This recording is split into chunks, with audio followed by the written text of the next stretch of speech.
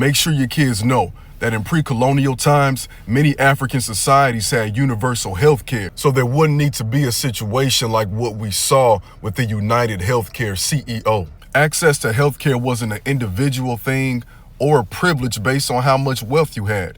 It was viewed as a community concern and collective responsibility, or Ujima. There were traditional healers like the Yoruba Babalawe and the Onusegun who were herbalists, and they provided treatments for everybody. And they often accepted payments in goods, bartered goods, rather than money.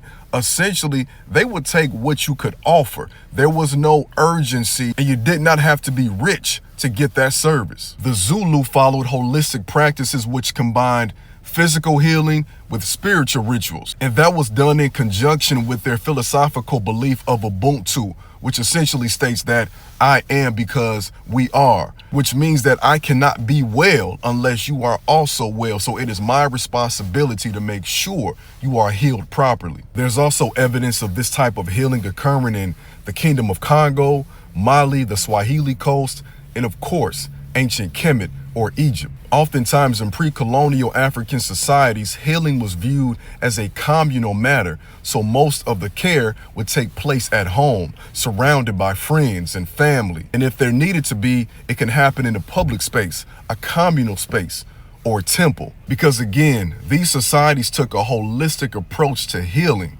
as opposed to the reductionist philosophy that runs rampant in Western medical spaces, which essentially says that if you're sick, you only need medication or you only need surgery. Sometimes progress isn't about going forward.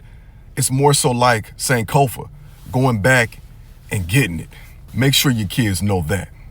And oh yeah, I would be remiss if I didn't mention that the first doctor in recorded history was a brother from Africa, ancient Kemet, named Imhotep, a multi-genius, a polymath who laid the foundation for the so-called father of medicine, Hippocrates.